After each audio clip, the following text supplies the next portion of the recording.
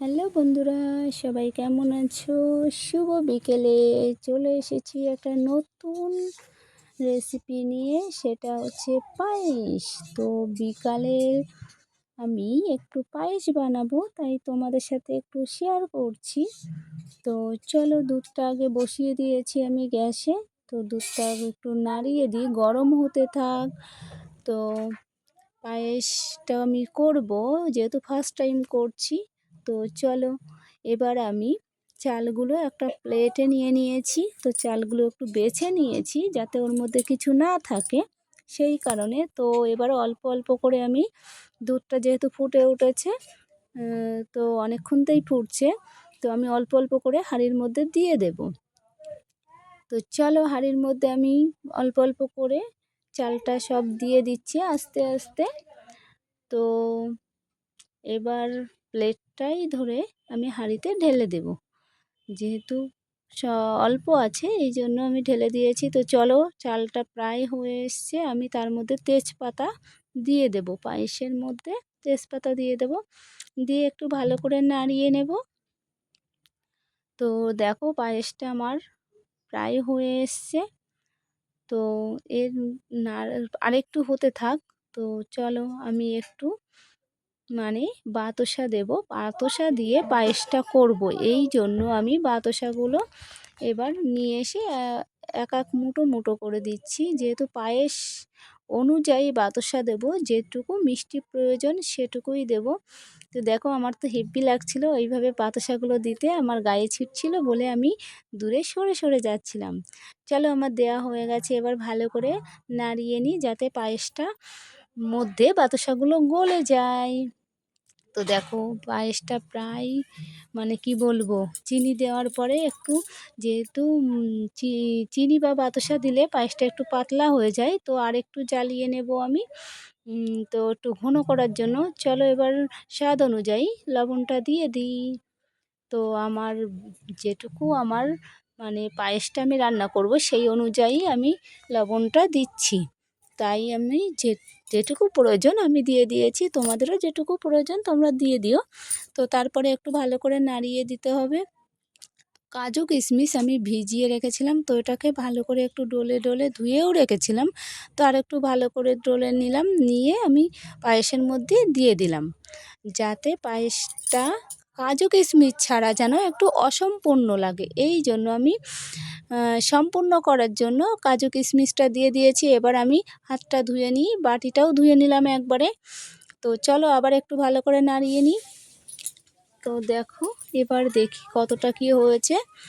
তো ভালো করে নাড়িয়ে নিয়ে, আচ্ছা, নাড়ানো হয়ে গেছে, আমার পায়েসটা প্রায় হয়ে এসেছে। এবার আমি একটু গুঁড়ো আমল দুধ দিয়ে দেব সেন্টের জন্য। তো শুনেছি আমল দুধ দিলে ভালো হয়, কিন্তু আমার মনে হলো একটু গুলিয়ে দিই প্রথমে অল্প একটু। তো আমি গোলানোর জন্য গরম জল করে রেখেছিলাম, তো অল্প একটু ওর মধ্যে দিয়ে আমি নাড়িয়ে পায়েসের মধ্যে ঢেলে দেব। তো চলো, আমার হয়ে গেছে নাড়ানো, এবার পায়েসের মধ্যে ঢেলে দিলাম, দিয়ে দেখো ভালো করে নেড়ে নেড়ে নিলাম। এবারটা নেড়ে নিতে হবে। তো চলো, একটু গুঁড়ো আমল দুধ দিলে সেন্টটা আরও বেশি ভালো আসে।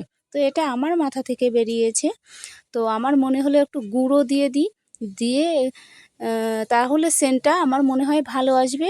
পরে এরপরে একটু নাড়িয়ে নেব গুঁড়ো দুধটা দিয়ে। তো দেখো, সুন্দর করে নাড়িয়ে নিচ্ছি, নাড়িয়ে নিয়ে দেখলাম যে সেন্টটা আসে কি না, দেখি তো। কি দারুণ সেন্ট বেরিয়েছে, কি বলবো, নিজে না রান্না করছি সেটার জন্য না, দারুণ, সত্যি দারুণ সেন্ট বেরিয়েছে। তো চলো, পায়েসটাও ঘন হয়ে আসছে, তো আমি বেশি পাতলা রাখবো না। তো দেখো কত সুন্দর লাগছে দুধটা। তো এই পায়েসটা একজন আমার দাদা ভাই খুবই পছন্দ করে। তো দারুণ সেন্ট আসছে, সে ভিডিওটা দেখে একটু টেস্ট নিয়ে নিও। আমি দাদাকে বলছি, তুমি একটু টেস্ট নিয়ে নিও। তো চলো, আমার পায়েসটা রান্না হয়ে গেছে, টাটা। তো আমি আবারও আসবো, এর মধ্যেই একটা নতুন, এই একই সাথে নতুন একটা ভিডিও নিয়ে। চলে এসেছি। কি বলো তো এটা, কি বলো তো, এটা হচ্ছে তাল। তাল দিয়ে আমি একটা নতুন বিকেলে খাবার জন্য একটা মানে মুখরোচক জিনিস বানাবো। তো চলো একটু তালের মধ্যে ময়দা দিয়ে দিলাম প্রথমে। তো ময়দা গুঁড়োটা দিয়ে একটু ভালো করে মানে ফাটিয়ে নিলাম। ফাটাচ্ছি একটু তাল আর ময়দাটা মিশিয়ে নেওয়ার পরে এবার আমি একটু চালের গুঁড়ো না দিলে এই খাবারটা যেন আমার ভালোই লাগে না। চলো একটু চালের গুঁড়ো দিয়ে আবার হচ্ছে ময়দা, চালের গুঁড়ো আর তালটা একটু ভালো করে মিশিয়ে নিই। তো ভালো করে মিশিয়ে নেওয়ার পরে একটু চিনি দিতে হবে, যেহেতু একটা বিকালের মানে সন্ধ্যার টিফিন হবে, এই জন্য এটা আমি বানাচ্ছি। তো চিনিটাও মানে আটা আর তাল অনুযায়ী চিনিটা দিতে হবে, যেহেতু এটা একটু মিষ্টি মিষ্টি হবে, এই কারণে একটু মিষ্টি না হলে এই খাবারটা ভালোই লাগবে না। এবার স্বাদ অনুযায়ী নুনটা দিতে হবে। লবণটা আমি স্বাদ অনুযায়ী মানে আটার তালটাও যতটা সেই আন্দাজ মতনই লবণটা আমি দিয়ে দেব। তো চলো এটাকে আবার একটু মিশিয়ে নিই। তো ভালো করে এটা ভালো করে মিশিয়ে নিতে হবে। দেখো আমার মেশানো কমপ্লিট হয়ে গেছে। তো আরেকটু ভালো করে ফাটিয়ে নিলে ভালো হবে। তো আমি সেই জন্য আরেকটু ভালো করে ফাটাচ্ছি। তো কত সুন্দর কালার এসছে। তো দেখো দারুণ একটা কালার এসছে, বেশি পাতলাও হয়নি। আমি সলিড তাল দিয়েই বানিয়েছি, একটুও জল দিইনি। চলো এবার তাহলে ওটা ভেজে নেওয়া যাক। তো গ্যাসটা ধরিয়ে নিই। তো চলো গ্যাসটা ধরিয়ে দিয়েছি। এবারে কড়াইটা তো বসিয়েই দিয়েছি। এবারে আমি তেলটা ঢেলে দেব। তো চলো তেলটা নিয়ে আসলাম, চলে এলাম, পাশেই ছিল। তো দেখো কড়াইটা গরম হয়ে গেছে। তো এবার আমি তেলটা ঢেলে দেব। তেলটা আমি ঢেলে দিচ্ছি এবার। তো একটু বেশি তেলই লাগবে। আচ্ছা, নতুন যারা আছে তারা একটু সাবস্ক্রাইব করে দিও আর লাইক কমেন্ট করে একটু পাশে থেকো। কমেন্টে জানিও আমার রান্নাগুলো কেমন হচ্ছে। অবশ্যই আমি তাহলে তোমাদের উৎসাহিতে আমি আরও নতুন নতুন ভিডিও আনতে পারবো আর আমারও ভালো লাগবে। দেখো তার মধ্যে তেলটা আমার প্রায় গরম হয়ে এসছে। তো চলো এবার আমি কি করব তালের বড়া তৈরি করব। তো বড়াটা আমি দিয়ে দেবো এক এক করে। তো চলো এক এক করে আমি তেলের মধ্যে বড়াগুলো এবার দিয়ে দেব। যেহেতু আমি এটা তালের বড়া বানাবো, এই জন্য আমি তাল আটা সব মিশিয়ে রেখেছিলাম। তো এক এক করে আমি হাত দিয়েই বড়াগুলো দিয়ে দেব। তো এক এক করে আমি এবার দিতে থাকছি। তো যারা যারা তালের ফুলুরি বা বড়া খেতে পছন্দ করো তাদের জন্য এই ভিডিওটা। তো এর সাথে আমি আরও একটা ভিডিও দিয়েছি, সেটা হচ্ছে পায়েস। তো আমি ফার্স্ট টাইম বানিয়েছি।